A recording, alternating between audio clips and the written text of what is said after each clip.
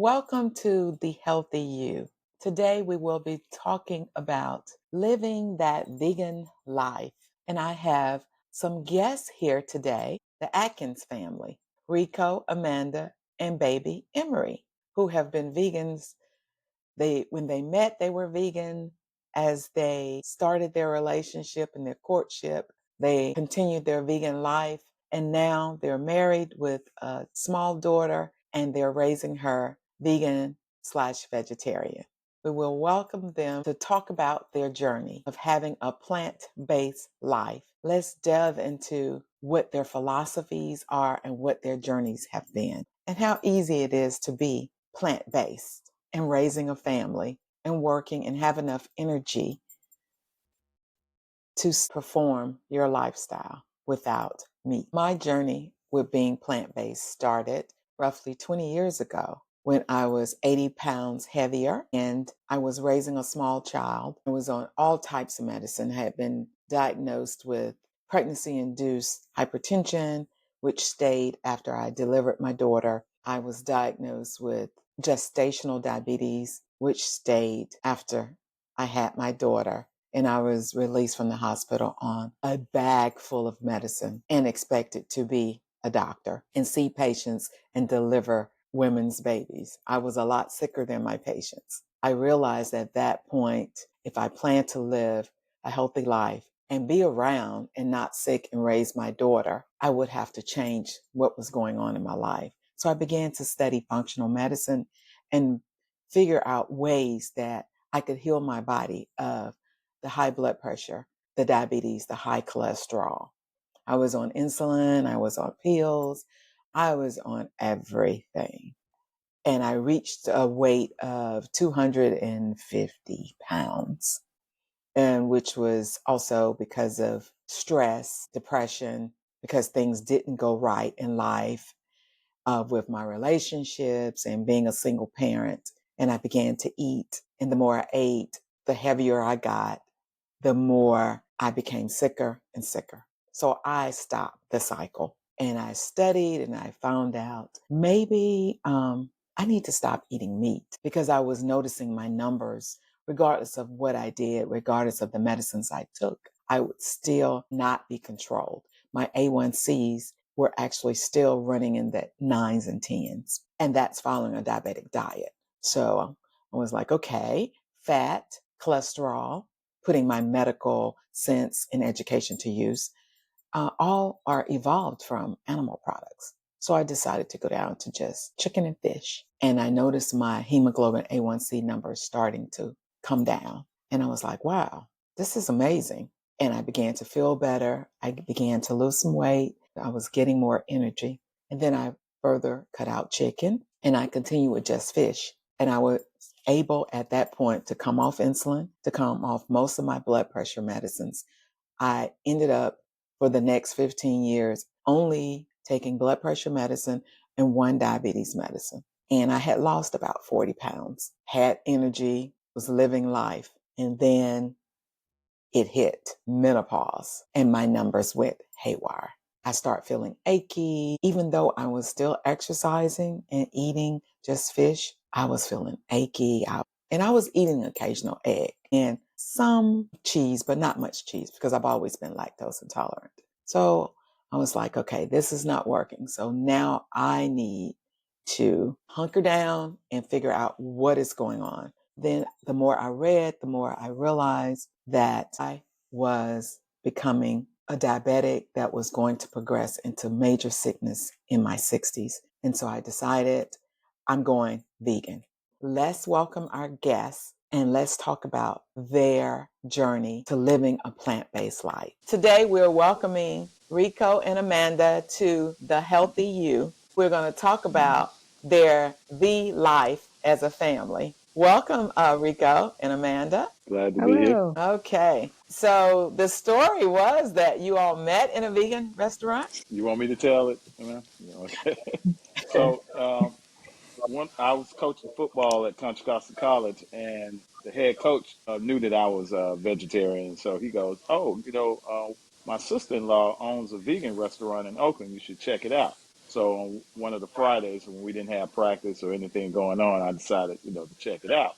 And it also happened to be the same week of the AKA convention that was held out here in San Francisco, the Boule. So I Hmm. walk in, and of course, it's a bunch of AKAs inside. So I just happened to sit right across at a table that was aligned with Amanda's table. So basically, they were very close to me, and so I could kind of chop it up with them. And so I was talking to, basically the whole group. I didn't, zero in on anybody in particular. But, after, dialogue with them, Amanda and I just kind of hit it off, And so I remember she was like, wow, I've never seen an African American vegetarian, because she was coming from Tennessee where, meat is king, So um, it was refreshing for her to see an African American, vegetarian. So at that time, we were both vegetarian, actually. But I think Okay. Amanda was already kind of exploring the vegan options, and so ultimately, after we were married, she ultimately became a vegan. And Okay. so when our daughter was born, actually, our daughter grew up vegan because that was kind of, our plan, to have her grow up vegan. I was still, of course, vegetarian. But then Hmm. over time, I started to kind of, share my food or whatever with Emery because she would want to, taste daddy's food, and that kind of thing. Okay. And she kind of liked the eggs and stuff. That's like the only real kind of, meat. I'm basically Hmm. lacto ovo. I'm Like to vegetarian, so over. I eat, dairy and cheese, that kind of thing. But that's pretty much it. I don't eat any meat at all. Okay. You understand? So, what inspired you to become the vegetarian at first, and how I long have you started been vegetarian? Yeah, I started practicing yoga, and I was introduced to the philosophy by a guy also from the Miami, Florida area, Dr. Ashby, who Hmm. really promoted this idea of aligning vegetarian lifestyle with yogic philosophy and lifestyle. And so, his mantra that he would always say, which was really a quote that he had come across, was, your body should be a garden and not a graveyard. And so that really, got my attention. And so I basically slowly weaned off the meat, because I heard that you shouldn't just go cold turkey because, your body might be in shock, in a state of shock as a result to it, you get sick and whatever. And so I started, by, giving up, red meat, then chicken and poultry, and then seafood. And then finally I was, completely vegetarian. Like I said, I would eat cheese and eggs, but Right. that would be just about it. I love that mantra. Is what is it again? Your Your body should be a garden and not a graveyard, with dying carcasses and things of that nature in the right. intestinal tract. Awesome. Awesome. Mhm. So, Amanda, what was your beginning? What inspired you to? So mine is very different from Rico's story. So I started back when I was a teenager. I was an overweight teenager in high school, grew up in Indiana, and I was like, I just need to find a way to lose weight. So I'm going to try to figure this out. So I started exercising first because I was just a person that loved to read. I'm a physician also. So I was just like, what can I do to get better grades? So I was just worried about that.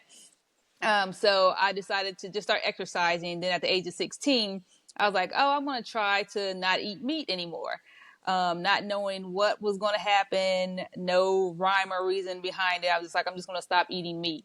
And it's funny because at that time, my father was a meat delivery truck driver. So he Oh, had wow. bacon, sausage, hot dogs at every birthday, bologna is like, this was what was in our house. And I was like, I'm not eating that anymore at 16. And be there like, okay, so I don't know what you're going to eat. But I was like, I was losing weight. I was feeling better. So I was like, I'm just going to see how long I can do this. And I have not eaten meat since that time. And just Wow. learning more and more about how eating more plant based can actually help with chronic illnesses. That just kind of turned into my story and my lifelong passion to help others also, to prevent and reverse possibly chronic illnesses that ran in at least my family: high blood pressure, obesity, heart disease, diabetes. So that's just been my mission to continue on, and actually went totally vegan after we were married, Okay. probably maybe like 6 months or so.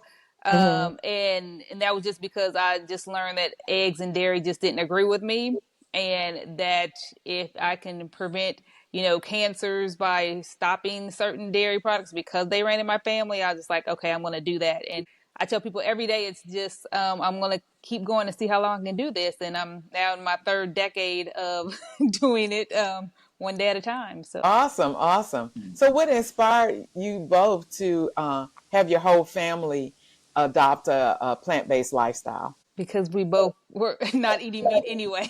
Yeah. So I remember my grandmother before she passed away, she was like, so how's the baby going to get her protein? And I'm like, Grandma, you're talking to someone that does this for a living. I know how she's going to get her protein. Like, she's going to be fine. She's going to grow. She's going to prosper. We have a lot of well, I go to a lot of lifestyle medicine because I'm only lifestyle medicine too. We're talking with pediatricians there, and they're like, "Oh, she'll be fine," So and also I didn't want her to have to go through what I went through growing Right. up, being like a severely overweight child, or even starting to develop pre-diabetes or diabetes in childhood that we actually see that's growing rampant in our country. So Awesome. So, how hard has that been with your daughter? Is she in daycare or is she in she's in school? kindergarten. So, how is that? She takes her lunch, or how does that work? Yes, she takes her lunch. And sometimes it's actually funny because we, give her like vegan options of like the meat substitutes. So we'll say, here, we'll just call like chicken or fish or whatever, or the tofu that she'll have. And she had a babysitter, and because we don't keep meat or anything like that at the house, I didn't think Yeah. anything of it. And the babysitter came over with regular chicken, and she was like, "Oh well, Emery, wanted some of my chicken, so I gave her some, but she didn't really eat it." And I was like, "Because we're vegan." So she tasted it and was like, "This is not Yeah. what I eat."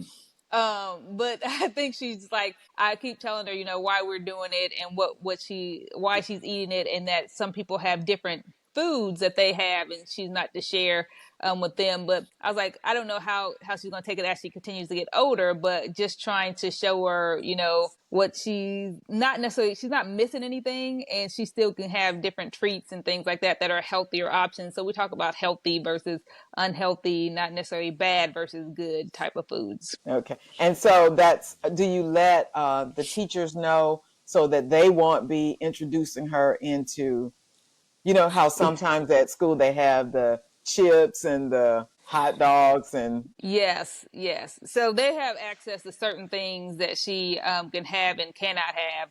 So yeah, they do know that. In daycare, it was much easier because it was like an in-home daycare, and Okay. she was like trying to do more vegetarian and plant-based anyway. So she was like, "Oh, I have this left over, so I just gave some to Emery." But we're still working on that now in regular school of how to really talk to her about different things that other kids may bring, because it's not a cafeteria there. Everybody kind of like brings their own lunch oh, okay. anyway. Okay. Mm. And so that they Hmm. won't share. Yeah. Yeah. So does your family plant-based lifestyle extend beyond food? Does it go into clothing, toys, household items? So some household items, I don't do a lot of clothes, like vegan, like leather or anything like that. With skincare, definitely try to look at how the skincare things are made and try to avoid that to help. But that's still like a work in progress. I do try to get new type of what is that, cookware, Yes. that kind of help with that also. So that's still a work in progress. We don't have that 100% though. Okay. So Rico, do you find that you have support from the community, like the Kappas and everybody that you get involved? I mean, Do they now have it's better. options for you to eat? Hmm. Yeah, but I had to like really make a point because I'm really like the only vegetarian, and so Hmm.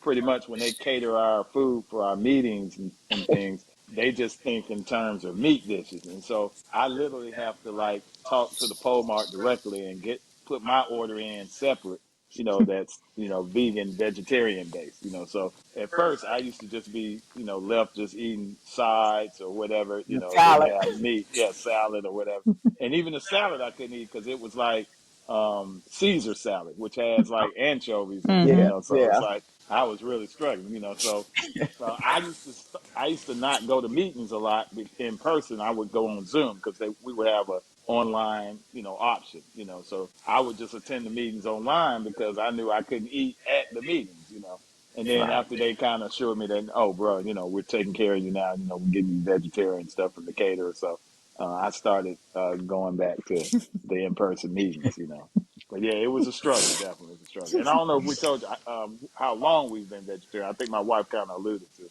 I've been Mhm. vegetarian since 2000.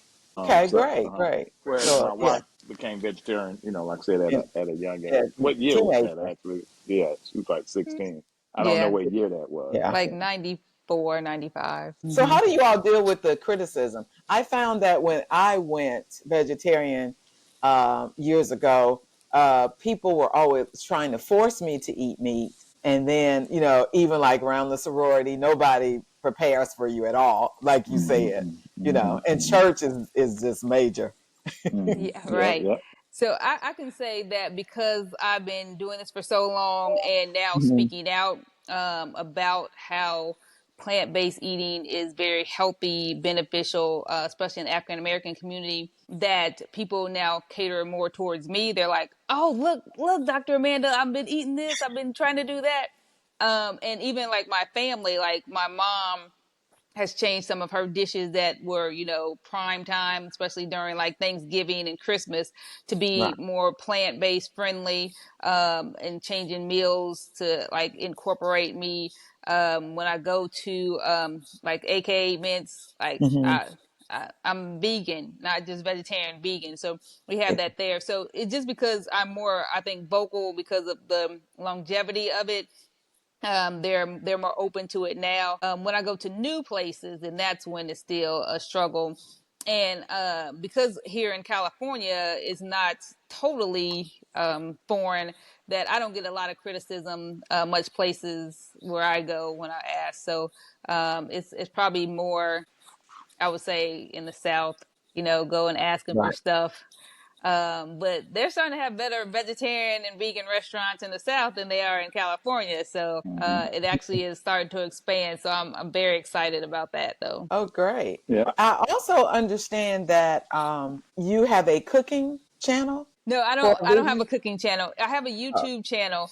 On okay. there, I have had some guests to where they did a few cooking things, and or I showed how simple things that I do at home. Because people always think, you have to have like a 5 course meal and go into details. Like I'm no chef. I do simple things. So lentils is something like I put on my channel how that can be something very easy with some roasted Brussels sprouts. Like Rico loves that. Hmm. I'm just showing people how simple it can be to actually eat plant based and eat healthy, and you don't have to break the bank with it. Great. Could you mention what your YouTube channel is for our guests? Yeah, so you can just go into YouTube and type in Dr. Amanda Atkins, and it's spelled Adkins. I tell people, unlike the other Atkins, because it was totally opposite of the types of foods that we Totally eat. opposite. Mm-hmm.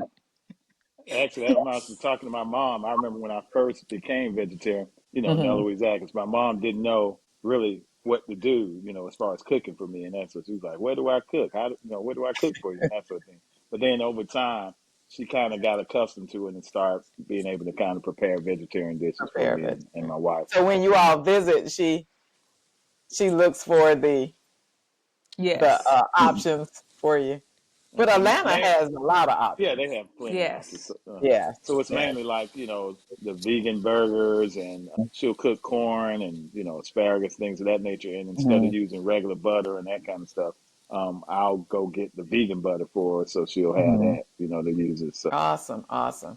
So anything else you would like to leave with our audience about, just living the V lifestyle, plant-based lifestyle? I run a nonprofit, like I said, Chess Yoga. It's the Hmm. name of the nonprofit. Website is www.chessyoga.org. And on the Okay. website, I talk about vegetarianism. I do have that quote, your body should be a garden, not a graveyard. And I try to promote not only veganism or vegetarianism, but also the idea that all of the religions are basically connected through yogic philosophy and practice. Every tradition, religious tradition, has a yogic philosophy or component associated with it, whether it's Right. Islam, Judaism, Christianity. on and on and on. So I do a comparison to On show your kind of, website. yeah, on So the say the website as well. website again. It's www.chessyoga.org, and it's a 501c3. So feel free to Okay. make a donation. It's tax exempt. Awesome. And then Dr. Amanda. Yeah, I always just like to leave people and let them know that it is not hard to transition to eating plant based. You can just start by adding in more fruits and vegetables to every single meal, because most of the time, especially in the US, we are fiber deficient more than anything else. So if we can just get in more fruits and vegetables at every meal, well on our way to eating a healthier lifestyle. So add that in today. Awesome. Well, thank both of you for joining us today on The Healthy You. And all our conversations revolve around being a healthier you. Thank you for joining us.